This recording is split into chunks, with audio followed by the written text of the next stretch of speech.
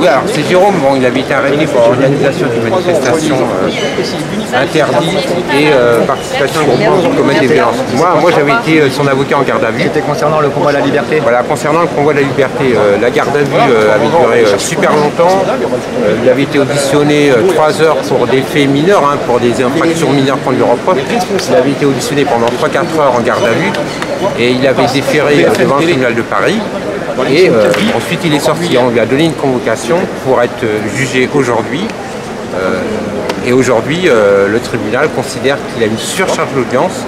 Donc à partir de là, il faut renvoyer son affaire au calendrier grec, qui je crois en 1er décembre 2023. Moi, je le connais le dossier, j'ai été son avocat en garde à vue. Le dossier est vide, c'est-à-dire pour justifier qu'il aurait organisé une manifestation, ils ont juste un poste de sa part, un poste dans lequel il appelait les gens à la solidarité pour fournir de l'essence aux convoyeurs. Voilà, mais il n'y a que ça en fait comme élément. Après, vous avez des discussions plus ou moins sur un réseau entre Jérôme et d'autres personnes. Et voilà, ça ne fait pas lui l'organisateur. Les organisateurs du convoi de la liberté, on les connaît tous. Voilà, c'est pas que je voulais mettre en cause, il y a Rémi Le Monde et il y en a d'autres. Ils avaient fait un live sur cet événement. Pourquoi ils n'ont pas été chercher ces gens-là? Pourquoi ils ont pas auditionné? Pourtant, Rémi Le Monde a bien dit sur un live en fait que c'était pas Jérôme l'organisateur. Moi, au commissariat de police, j'avais donné les noms. Je leur avais montré le live sur Facebook qui avait été fait par le convoi de la liberté pour leur montrer en fait qui étaient les organisateurs. Mais le commissariat n'en avait rien à faire. Qu'est-ce qu'il voulait? Il ciblait Jérôme, il voulait lui trouver quelque chose, il voulait l'arrêter. Mais je vous dis, le dossier est vide. Il n'aura aucune difficulté à obtenir la relax. Ils s'en foutent parce que le parquet de Paris a décidé en fait de cibler Jérôme. Jérôme, qui je rappelle, n'a jamais été condamné depuis des années durant le mouvement des Gilets jaunes. Donc il n'y a rien, un peu comme Éric Drouet aussi, qui n'a jamais été condamné. Donc à partir de là, en fait, il le cible. Je veux dire, tout le monde le sait. Voilà, quel que soit l'événement, convoi de la liberté ou un autre événement, dès lors qu'il va relayer l'événement, ils vont le cibler. Mais ça ne fait pas de lui un organisateur au sens du droit. Donc c'est encore en fait de l'acharnement et du harcèlement judiciaire aujourd'hui sur Jérôme Rodriguez. Alors c'est si long parce qu'il y a une surcharge d'audience. Tout le monde connaît le faible budget du ministère de la Justice. Ils n'ont pas assez de magistrats, ils n'ont pas assez de greffiers, ce qui fait qu'ils sont obligés de renvoyer. Là, il y avait 14 affaires qui étaient inscrites pour l'audience d'aujourd'hui. Et 14 affaires, ça veut dire que tu en as jusqu'à demain matin. Tu vois. Donc ce qui fait qu'ils ont renvoyé les affaires les moins urgentes et les moins graves. L'affaire de Jérôme, c'est du pipi de chat, organisation d'une manifestation non déclarée, participation à un groupement pour commettre des violences, c'est du pipi de chat. Donc à partir de là, c'était renvoyé. Mais c'était renvoyé en décembre 2023, parce qu'ils n'ont pas de date d'audience avant, parce que, comme je dis, le tribunal est surchargé. Mais en tout cas, ça crée un sentiment anxiogène. Parce que Jérôme, il va falloir qu'il patiente jusqu'en 1er décembre 2023. Et donc voilà, psychologiquement, ça va être aussi difficile pour lui, quoi. Parce qu'il a toujours voilà, c'est un préjudice psychologique. Voilà, il y a cette épée de Damoclès qui va peser sur lui jusqu'en décembre 2023, c'est désagréable. Psychologiquement, c'est difficile. Mais oui, c'est difficile parce que tu es dans l'incertitude. Est-ce que je vais être relaxé, même s'il a rien fait? Est-ce que je vais être condamné? Donc voilà, c'est un peu de la torture psychologique. Beaucoup. Voilà, c'est de la torture. Surtout que les faits qu'on lui reproche, je te dis, ne sont pas établis, ils sont très mineurs. 4 ans que j'attends qu'on juge le policier qui m'a crevé un œil, moi je suis capable de passer en 2 mois et demi devant un juge. Elle est où cette justice? Elle est où la justice à 2 vitesses? Elle est là aujourd'hui. Il y en a qui prennent l'escalier, mais il y en a pour d'autres pour qui prennent l'ascenseur. Apportons de la solidarité aux 1000 arrestations, aux dizaines de milliers de verbalisés qui aujourd'hui a été remis en cause par une cour de cassation dont personne ne parle. C'est-à-dire que tous ceux qui ont pris 135 € d'amende sont en droit aujourd'hui de dire qu'ils n'avaient pas le droit de le faire, ça personne n'en parle. Solidarité auprès de tous les mutilés qui aujourd'hui n'auront pas de justice, à qui on veut reprendre l'argent qu'on leur a donné. J'en fais partie, Manu en fait partie, David va en faire partie. Solidarité à tous ceux qui ont été blessés dont on ne parle pas, à tous ceux qui ont été mutilés dont on ne parle pas. Solidarité à tous ceux qui ont souffert. Rodriguez n'est que la partie immergée de l'iceberg. Le plus gros des troupes qui aujourd'hui souffrent sont dans la rue encore. Ils n'auront peut-être jamais de justice, voire vont même devoir payer de leur propre justice. Donc s'il y a un message à faire passer aujourd'hui, il faut soutenir tous ces membres d'opposition, tous ceux qui sont battus dans la rue pendant 5 ans et qui aujourd'hui finissent par payer le prix de leur combat en justice. Tout simplement. Donc arrêtons de parler de Rodriguez, essayons de se consacrer sur tout le monde, parce que tout le monde a pris très cher, tout le monde a pris sa race, et que tout le monde a besoin de soutien et de solidarité. Maintenant, amis français, amis citoyens vivant en France, et à tous ceux qui profitent aujourd'hui de la France, ceux qui sont dans le combat, ce n'est pas ceux qui sont là pour vous emmerder, ce sont ceux qui essayent de faire avancer les choses. D'accord? À tous ceux qui gueulent contre les grévistes du train, à tous ceux qui vont perdre 2 heures de retard pour aller bronzer leur cul sur la plage. Souvenez-vous que ces mêmes grévistes, c'est ceux qui vont permettre de justement aller vous bronzer le cul sur la plage. Donc un peu de respect, messieurs, dames. Parce que si aujourd'hui vous partez en vacances, c'est grâce à des trous du cul comme nous de gilets jaunes qui n'avaient pas de gilets jaunes à l'époque. Parce que Sarkozy, malheureusement, n'était pas né. D'accord? Qui ont fait qu'on a le droit à avoir des vacances. Un peu de respect pour ceux qui se combattent. Alors ouais, la France est un pays où on a de la chance. On ne veut pas devenir comme les autres pays, donc on se bat pour gagner cette chance des acquis sociaux et de tous ceux qui se sont battus, ne serait-ce que par respect pour nos grands-parents. D'accord? Un peu de solidarité. Et à tous ceux qui disent, vous êtes où les gilets jaunes? Vous étiez où pendant 3 ans? Il est où ce défaut de responsabilité aujourd'hui en France, où on attend l'un et l'autre, où on attend l'État qui vient nous sortir la merde du cul? Soyons responsables de nos familles, soyons responsables de nos enfants, soyons responsables de nous-mêmes. Et si on a quelque chose à aller chercher, on n'attend pas Rodriguez, on n'attend pas les gilets jaunes, on n'attend pas les citoyens en colère, on se bouge. Parce qu'aujourd'hui, beaucoup de gens ne sont pas prêts. Quand on voit les prix, quand on voit ce qui se passe en France, beaucoup de gens ne sont pas prêts. Dernière chose, parce que j'en profite, c'est quoi cette remise en cause de l'élection? En quoi aujourd'hui on est en une crise politique quand des électeurs se sont bougés le cul, à défaut de cracher sur les abstentionnistes qui peut-être ont raison, ont déplacé leur cul pour aller voter et aujourd'hui on remet en cause leur vote parce que ça ne leur plaît pas, ce qui se passe à l'Assemblée? Tu n'as que ce que tu mérites, monsieur Macron.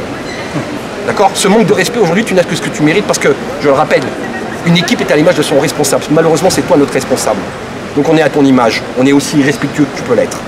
Alors un peu de respect pour le vote de ceux qui ont bougé leur cul le dimanche. Respectons l'Assemblée nationale. L'Assemblée nationale doit aussi respecter les gens et de se mettre au boulot pour sortir le cul des Français. Et à tous ceux qui étaient d'accord sur les mêmes sujets, quel que soit le groupe politique, mettez-vous d'accord très vite. Parce qu'il y a des soignants qui attendent pour travailler, il y a des gens qui attendent pour bouffer, il y a des gens qui attendent pour payer leur loyer. Donc mettez-vous au travail, parce que sinon ça va mal se passer encore une fois et on est là pour surveiller. Ok la famille? Les prisons sont remplies d'innocents. C'est bien connu. Ou du moins les tribunaux sont remplis d'innocents. Mais j'ai rien fait. Pourquoi je vivrais mal quelque chose que je n'ai rien fait? Alors le problème, c'est la décision est entre les mains de personnes qui se disent de la justice ou qui sont là pour donner justice. Mais moi, je dors très bien. Je sais que je n'ai rien organisé. Je sais qu'à moi tout seul, je ne peux pas créer un effet de violence ou un attroupement en vue de commettre des violences. Ils sont tellement bêtes qu'ils n'ont pas compris qu'ils m'ont crevé un œil. Que tous les matins, je me lève, j'ai l'œil qui traverse comme ça. D'accord? Que je regarde dans l'air. Que j'ai mal au crâne aujourd'hui à cause de mon œil. Que je connais la douleur de la violence de se faire crever un œil. Et je vais appeler à de la violence, moi? Pourquoi faire qu'une gamine de 20 ans perde un œil? Qu'une maman de 60 ans en perde un? Ou qu'un jeune en perde un? Ils sont tellement bêtes qu'ils ont oublié que sur mon lit d'hôpital, soit j'appelais à la guerre et le samedi on dégageait Macron, soit j'ai appelé à la paix. Ils ont juste oublié que j'ai appelé à la paix. Alors en quoi je veux commettre des violences? Et moi tout seul je vais commettre des violences? Grâce à Macron je fais 60 kilos tout mouillé, moins 10 grammes avec un œil. Ça ne veut pas faire grand chose. Hein. Voilà, il faisait l'humour aussi. D'accord? Voilà. L'allemand va pas. Alors, bonne nouvelle en soi. Bonne nouvelle. Je sais pas. Mais la mauvaise nouvelle dans tout ça, c'est que le mec qui va le remplacer, il va vouloir faire mieux. Mais pour faire mieux que l'allemand, il faut faire pire. Ah d'accord. Ouais, c'est évident. Tu comprends? Ah ouais d'accord. Parce que le mec, quand il est nouveau, il veut se montrer. Hein. T'as vu ce qu'il a dit, le préfet, l'autre jour quand il a serré la main à M. Macron? Je suis là pour protéger le ministre. Ah ouais, T'es pas là pour protéger les Français, toi? Ah, on fait pas partie du même camp. Des cons, est-ce qu'il a dit à une gilet jaune, ouais. D'une platitude absolue, un listing complet de mensonges. La seule fois où elle n'a pas menti, Elisabeth Borne, durant toute la journée, c'est quand elle est dans la rue et qu'elle dit que les journalistes posent des questions cons. C'est le seul moment de la journée où elle n'a pas menti. D'accord? Ça ne veut pas dire que tous les journalistes posent des questions cons. En tout cas, BFM, en tout cas, qui était en train de l'interviewer, pose des questions cons apparemment. Mais en même temps, c'est normal, à force de ne pas poser les bonnes questions, elles finissent par être connes. D'accord? Maintenant, soporifique, vous avez vu à quelle sauce on va être mangé. Monsieur Macron demande à avoir des compromis aujourd'hui. Alors ça fait 5 ans qu'il nous marche sur la gueule. On connaît les compromis de Monsieur Macron, c'est à coup de LBD, à coup de grenade, à coup de répression. Si c'est ça le compromis que tu veux, perso, je pense que tu es d'accord avec moi, moi je suis pas d'accord. Tu sais quoi, on m'a chié dessus parce que je ne demandais pas à appeler à voter Le Pen. Qu'est-ce qu'elle fait Le Pen aujourd'hui? Elle s'en va de l'Assemblée pour ne pas avoir voté contre Macron. Ouais, c'est ce qu'ils ont fait, ouais. Des anti-macronistes de première. Je le répète, hein. T'as vu? Aujourd'hui, je suis prêt à discuter avec n'importe quel Le Peniste. Mais ça va aujourd'hui, vous êtes pas trop cocu, les gars? Ça se passe bien? Je m'adresse aux Le Penistes gilets jaunes. les anti-Macron de base, ceux qui sont venus me chier dessus en me disant que j'ai appelé à voter pour Macron. Ça va aujourd'hui, vous vous sentez bien? Ça va bien les gars? Au final, mais que ce soit les uns les autres, hein, c'est kiff kiff bourricot, la gamelle est bonne. Là, pendant 3 semaines depuis le vote, ils se sont tous partagés le gâteau. Et nous, on est en train de payer les miettes une blinde. Avec 60% de taxes. D'accord? Tu sais, aujourd'hui, vous me dites si je me trompe, hein, et les filles, et pour la réintégration des soignants suspendus. Et contre le pass sanitaire, on est d'accord? Marine Le Pen veut exactement la même chose. On va voir le jour où ils vont discuter si on ne va pas partir sur des politiques partisanes à dire mon groupe n'est pas d'accord parce que l'autre groupe est d'accord. Parce que là ils sont d'accord, donc ça devrait aller très vite. Ça devrait aller très vite. Mais on va voir parce que moi je suis de tel groupe et moi je suis de tel groupe, on va pas marcher ensemble. Mais apparemment l'idée est bonne. En tout cas moi l'idée m'intéresse. Et c'est pas, je regarde pas le groupe qui la propose. Je regarde l'intérêt que ça a, récupérer les soignants. Ce serait déjà pas mal. Donc au boulot les gars, au boulot, vous avez 5 ans. On vit dans une société, on n'a pas connu la guerre, on n'a pas connu la faim, on n'a pas connu les misères et les désastres. Est-ce qu'il faut que la France atteigne l'énergie du désespoir pour que les gens réagissent? En Équateur, c'est des mecs qui ont déjà habitué à bouffer des cailloux. Quand il n'y a plus de cailloux à bouffer, bah, ils les lancent. Mais ça commence. Nous, on a toujours à bouffer. C'était ta dernière Tu sais ce que c'est l'énergie du désespoir? C'est pas de te donner un chèque de 100 €. Parce que pendant qu'on te donne 100 €, on a juste oublié que le gasoil, ils vont le baisser de 18 centimes jusqu'à fin août. Ensuite, ce sera moins 12 centimes. Ensuite, ce sera moins 6 centimes. Et en décembre, c'est fini. Merci à toi. Ils ne sont pas capables de gérer une hausse, mais ils sont capables de gérer une baisse. En décembre, apparemment, l'essence n'augmentera plus. L'électricité, tu sais pourquoi elle va augmenter?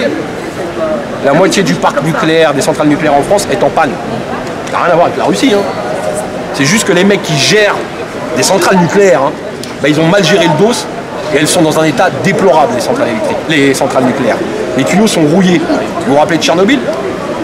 On va moucher rouge à un moment donné, les gars. Hein. C'est qu'on parle beaucoup de moi. C'est Oui, bien sûr, non, c'est très bien ce que tu as dit. Mais si moi aujourd'hui je peux mettre en avant Moon, Roland, le gamin qui est en train de passer au tribunal, et de tous ceux qui aujourd'hui on ne parle pas et qui prennent, même des gens qui ne sont pas gilets jaunes, Gaël Guirante, la gamine qui a été cherchée à l'école, ce n'est que la réalité aujourd'hui de la société dans laquelle on vit et de criminaliser l'ensemble des oppositions. Mais si aujourd'hui tu es contre le gouvernement, on te fait de toi un criminel. Absolument, mais le fait d'avoir... C'est du pénal où je devais aller aujourd'hui. D'avoir touché des indemnités, absolument. Le fait d'avoir touché des indemnités, toi comme d'autres camarades gilets jaunes... Une avance sur indemnité. D'accord, une avance sur indemnité, donc décidée par une décision de justice. Et de revenir dessus, pour moi, ça me paraît incroyablement...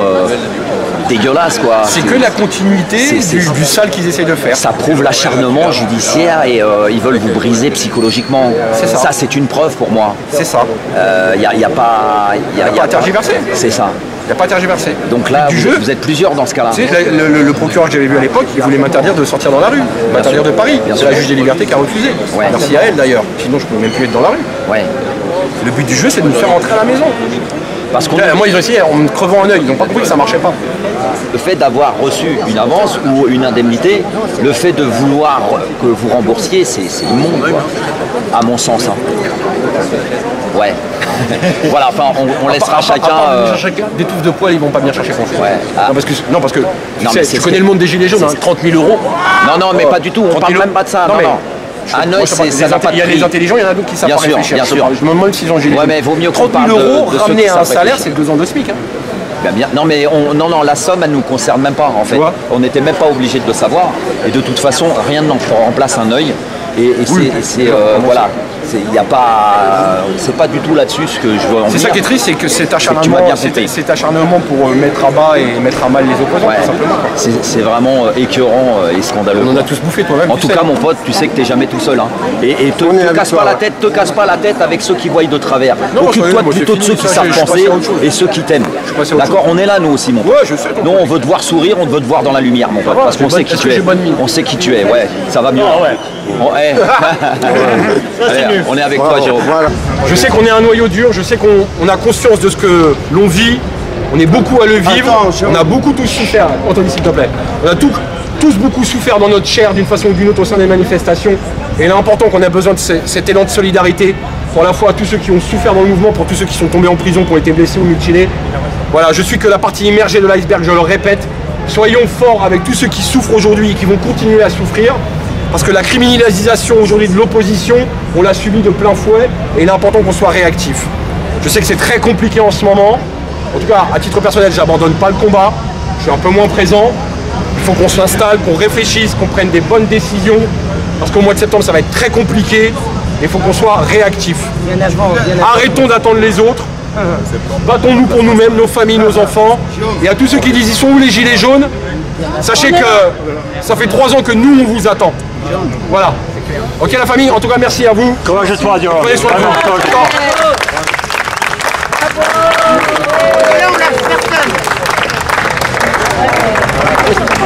vous.